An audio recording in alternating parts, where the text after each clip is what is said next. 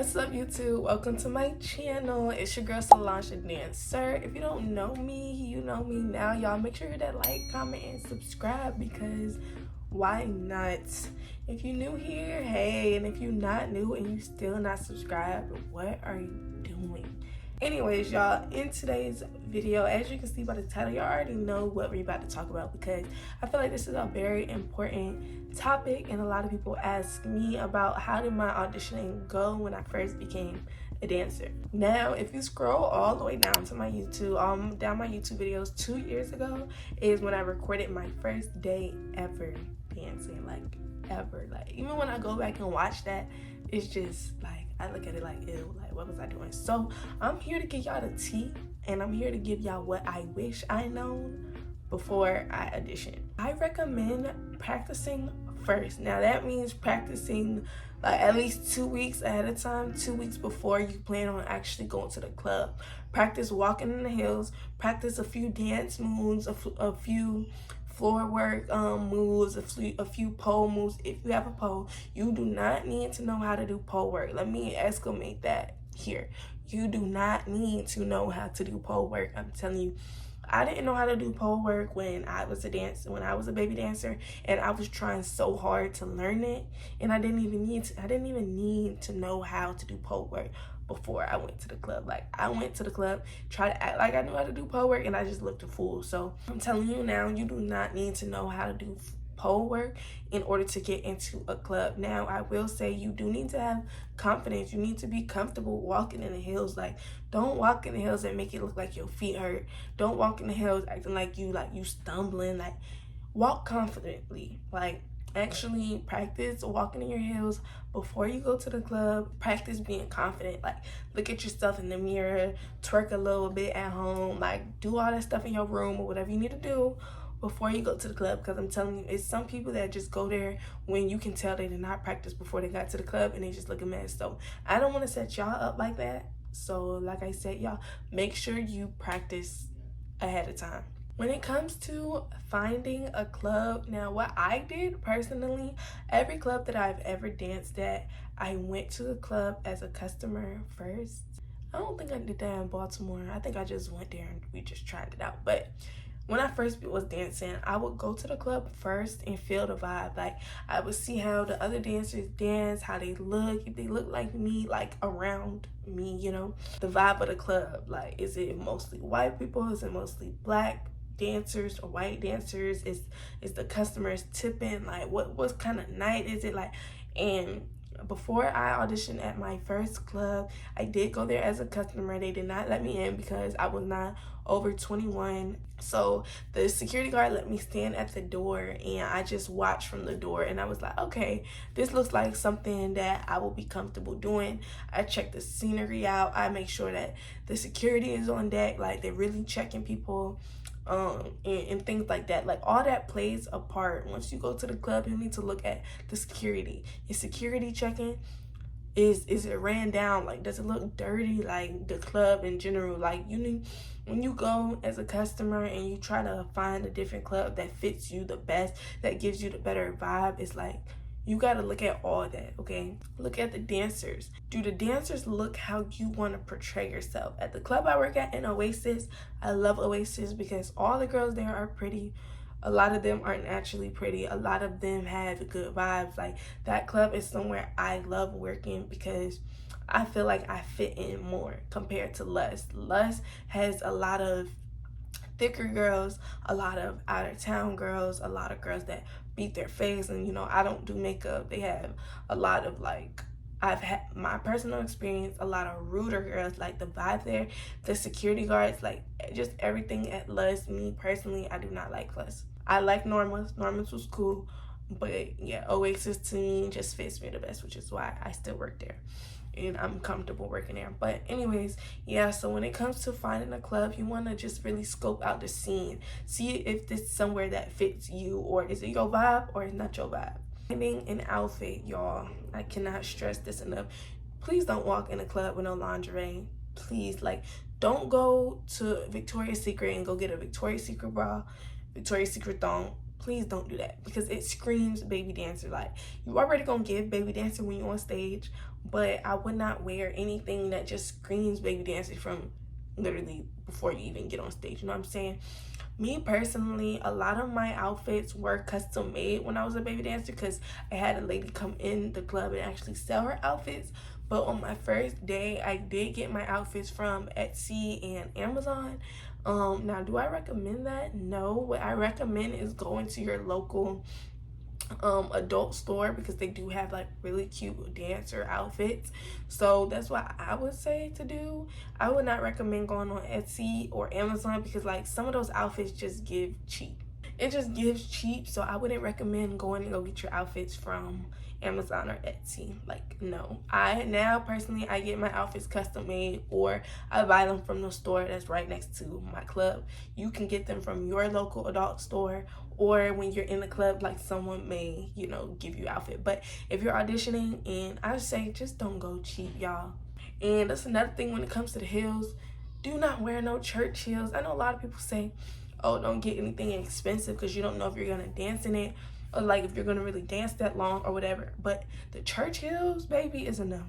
It's a hell no. Like, if you got some church heels and you was thinking about wearing them watching this video, please throw them shits in the trash, because no, you don't want to go in there giving little girl at church. You want to get in there, you want to go in there giving bad bitch, you know? So that's why I say practice first in your heels. You can get your heels from the local sex store.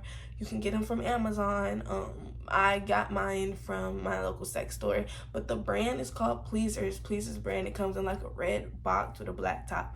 Those are like my personal preference, my favorite heels. I see a lot of dancers wear that brand of heels. They last a really long time and they're not expensive. They're like maybe $90. But if that's too expensive for you, I can recommend just going on Amazon. And I don't really know how much those heels cost, but yeah, heel, okay? I would say walk in there when you go on your first day, have your nails done, have your hair done, have your toes done.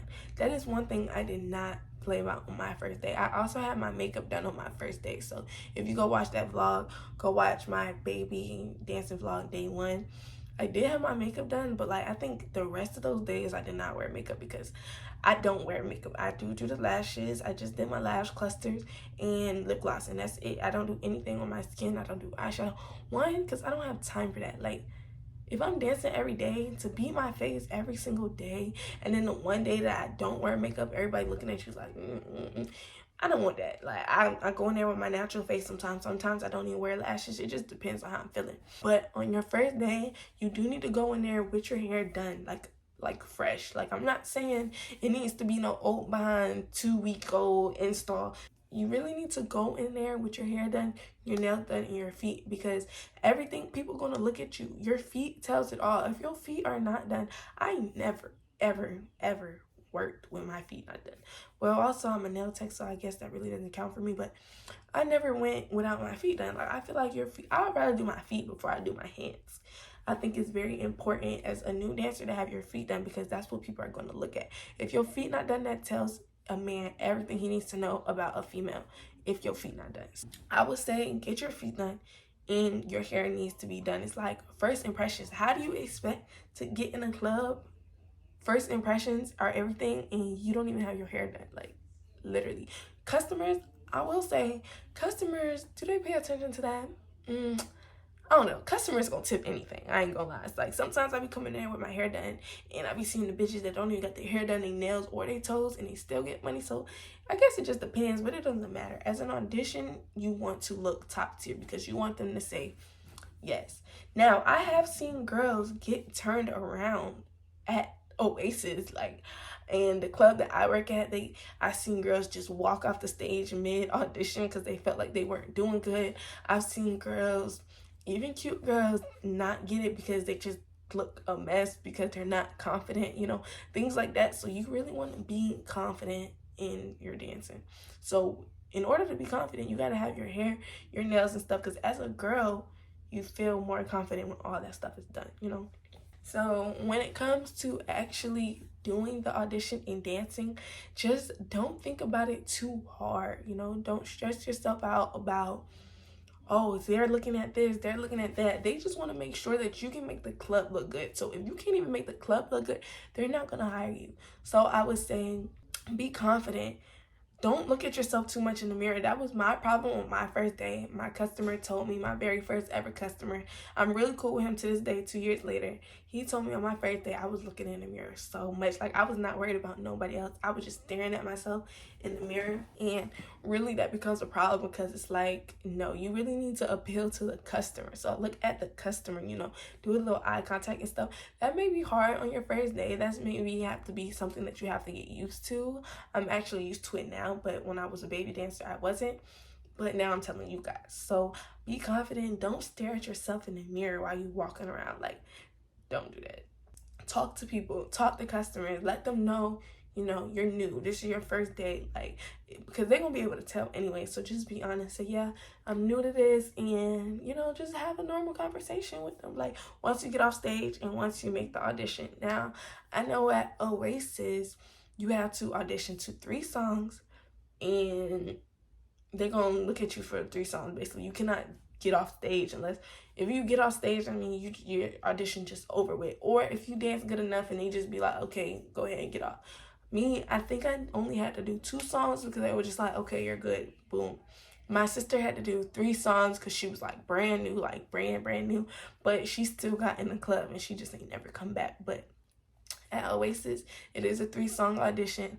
I think at my first club in Virginia, it was a 3-song audition. So just be prepared to do like 3 songs, y'all. So yeah, it's not that hard. And when it comes to like dancing, let go of the pole. It is okay to switch pose. It is okay to let go of the pole. It's okay to get on the floor. It's okay to just stand there and do a little shaky shake.